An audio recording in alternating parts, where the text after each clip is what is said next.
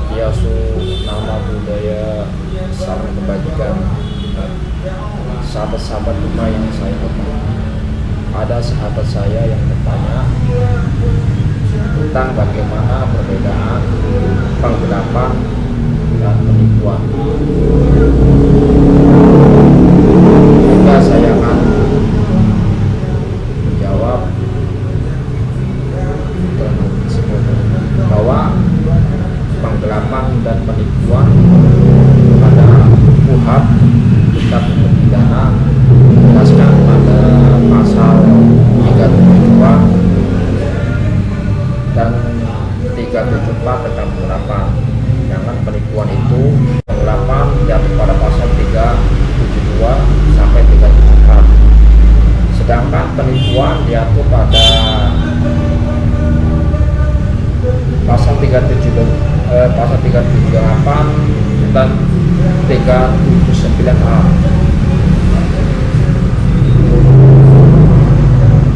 Yang dimaksud tentang penggelapan yaitu dari awal cara memperoleh barang itu tidak melawan hukum, atau dari awal cara memperoleh barang itu tidak dengan kejahatan. Sedangkan penipuan itu sejak awal cara memperoleh barang itu dengan melawan hukum, atau sejak awal itu sudah ada niat kejahatan untuk menguasai barang tersebut.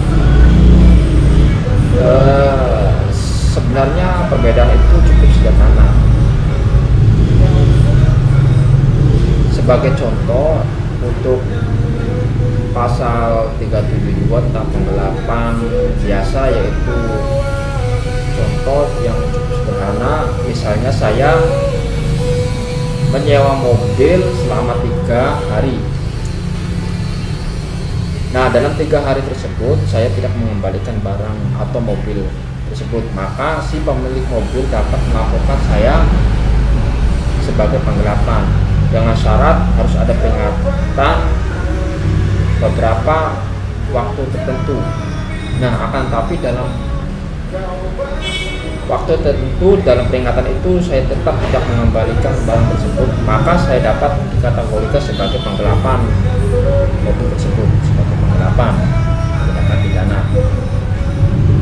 Nah, akan tetapi dalam pasal 374 tentang penggelapan pemberatan, yaitu dalam penjelasan 374 itu sebagai penggelapan jabatan. Misal contoh, saya bekerja di sebuah PT memegang keuangan, kemudian saya membuat data keuangan, pengeluaran, data untuk kepentingan pribadi. Nah, hal tersebut saya dapat dikenakan penggelapan pemberatan, yaitu karena jabatan. Maka hal tersebut saya dapat dikenakan penggelapan pemberatan, bisa dapat dipidana kurang lebih 5 tahun karena penggelapan pemberatan. Sedangkan hukuman penggelapan naik 372 yaitu dapat hukumannya kurang lebih 4 tahun karena pemberatan biasa, penggelapan biasa. Itu penjelasan tentang penggelapan. Sedangkan dalam penipuan, yaitu sejak awal seseorang tersebut melawan hukum, atau dari awal seseorang tersebut sudah melakukan kejahatan penipuan dengan tipu muslihat, rangkaian kebohongan, menggerakkan orang lain untuk menyerahkan barang, atau menghapuskan piutang atau memberikan hutang. Jadi sejak awal seseorang tersebut sudah melakukan kejahatan karena dengan cara tipu muslihat, rangkaian kebohongan, menggerakkan orang lain dan lain sebagainya. Itu tentang penjelasan penipuan. Berbeda dengan pasal 379A, yaitu mengenai penipuan barang atau pekerjaan. Terdapat pada saya nanti jelaskan, bacakan pada pasal tersebut. 379A itu mengenai orang-orang yang bergerak untuk menggerakkan orang lain dengan cara memberi barang. Misal contoh, saya membeli barang pada toko material pasir, membeli pasir pada toko material tersebut dengan harga 50 juta, tapi saya membayar hanya 20 juta. Kemudian saya membeli material lagi ke toko yang lain, yaitu Gendeng, dengan harga 60 juta, saya bayar cuma hanya 30 juta, dan seterusnya. Maka hal tersebut saya dapat dikenakan pidana penipuan. Hal tersebut pada pasal 379A itu harus ada melaporkan minimal 2 orang melaporkan tersebut. Jadi dalam penjelasan 378 itu adalah orang-orang yang bergerak untuk menggerakkan orang lain dengan cara memberi barang. Nah, jadi ruang lingkupnya itu lebih sempit. Nah, dia tidak mengenai utang, tapi dia mengenai pemberian barang.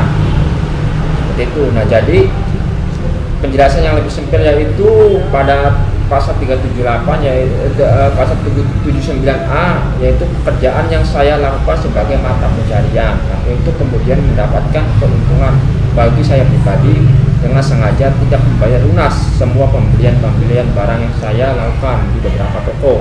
Sebagai saya tadi contohkan, ya, saya beli barang di toko A, sebuah pasir dengan harga 30 juta, saya bayar 20 juta, dan saya beli lagi toko lain Gendeng dengan harga 80 juta, saya bayar hanya 40 juta, dan seterusnya.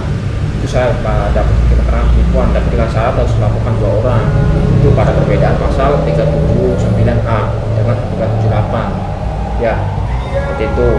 Maka kesimpulan dari hal tersebut, perbedaan dalam penipuan dan penggelapan itu pada suatu proses kejahatan dengan sengaja melakukan pembayaran atau menggerakkan orang lain untuk menyerahkan barang. Nah, seperti itu ya. Jadi kepada singkat mengenai penggelapan di dalam penipuan itu penjelasan singkat tentang penggelapan dan penipuan. Karena penipuan itu sejak awal sudah ada niat untuk kejahatan melawan hukum, sedangkan dalam penggelapan dari awal itu tidak ada lawan hukumnya. Ya, jadi penjelasan yang saya tadi sampaikan itu ya. Tadi dari saya segitu saja penjelasan tentang penggelapan dan penipuan. Nah, untuk lebih lanjut, apabila kawan-kawan sahabat-sahabat Dumai yang ingin bertanya tentang mengenai hukum, sharing mengenai hukum, belajar bersama-sama mengenai hukum, boleh dengan gabung dengan saya, nomor WA 089 766 52322. Saya ulangi lagi, nomor HP saya 089 766 52322. Silakan share nomor saya. Insya Allah kita belajar bareng-bareng, kita belajar sama-sama mengenai kajian tentang hukum. Demikian dari saya, kurang lebihnya saya minta maaf. Assalamualaikum warahmatullahi wabarakatuh.